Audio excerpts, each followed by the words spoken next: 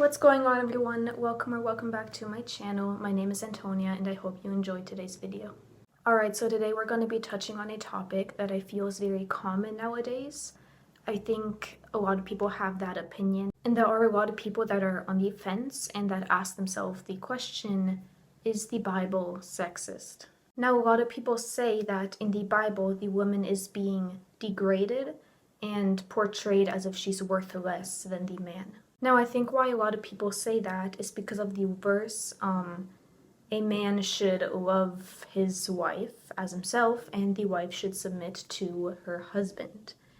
Or maybe not word for word, but that is kind of the context of the verse. So when a lot of people read this, they think that the woman can just be treated as a slave because she has to submit to her husband all the time, and the husband just has to love her. However, I think what a lot of people don't realize is that this is going off of a Christian marriage, okay? It's not going off of any kind of marriage, but a Christian marriage.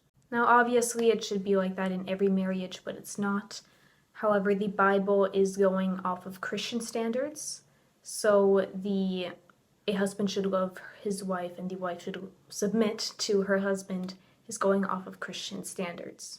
Now, what does that mean? As a Christian, you have the responsibility to imitate Christ as good as you can, right? That is kind of what you aim for. So when it says a husband should love his wife, it is talking about love, right? The kind of love that Jesus portrayed to the world. Now, the kind of love that Jesus portrayed to us is the kind that would sacrifice his life in order to save us.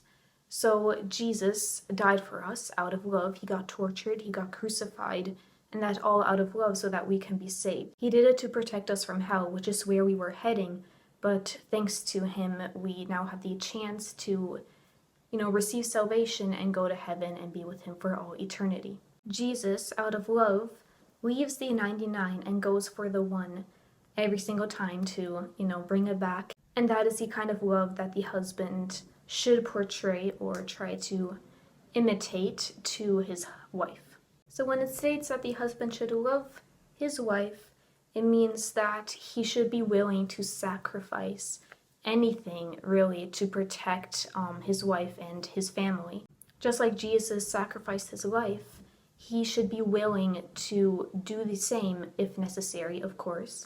And he should go all out, really, to protect his wife, to provide for her and his family. Now, if the husband should always do what is best for his wife, then we can kind of also rule out the idea or opinion that he can just treat his wife as a slave and, beat her or whatever, right? Because that's not love. Like I said earlier, he is trying to imitate Christ. So if you can't see Jesus doing that to the woman, then it is not something the man should do either to his wife.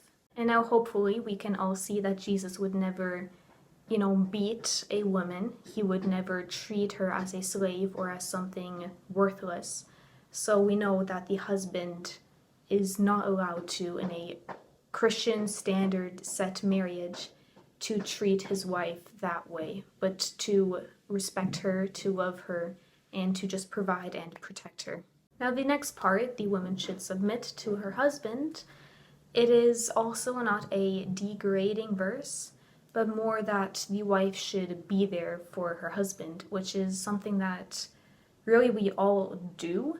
Just the word, I feel like the word submit kind of just makes it seem like she's a slave. But it has nothing to do with that. She should simply support her husband. She should be there. She should also fully trust her husband. And it is true that the man has kind of the last say, I guess, because as the husband, you should, do what is right for the family, what is the best option, no matter what it costs you or others, but it should be the choice that is best for everyone. And so since it's the guy's job to kind of protect the family, the woman or the wife should trust him and kind of do as he says, which again sounds like the slave kind of thing, but it's not. In the end, it's just she should trust him, kind of do what he says, because he is just trying to do what is best for her and for the kids if they have kids. So she should submit to her husband and be there, support him, trust him. And it's absolutely not degrading, or the wife is not worthless in any sense. They're both worth the same, they just have different roles, is the best way to explain it. Now, God does not love a man more than a woman simply because he is a man. He, in fact, doesn't love any person more than the other, and so we can know that the Bible would never make any person worthless or make it seem like they are worth less than a different person. If we add kids into this scenario, then the kids have the role to obey their parents, which again can seem as if they're worth less by some people when they read it, but it's not that at all. You know, God loves children. He would never think they're worth less than anyone. They just have different roles than their father or their mother.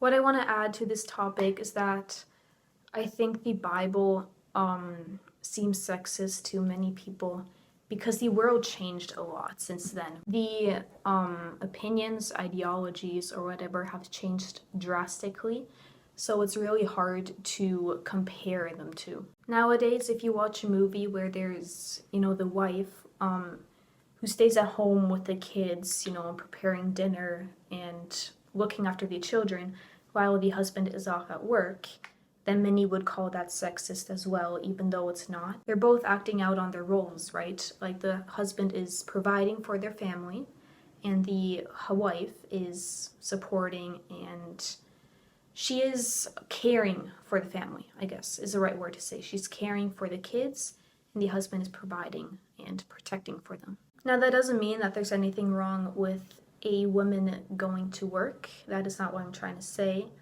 And that is not what the Bible is trying to say either. In the end, both parties should act or try to act like Jesus.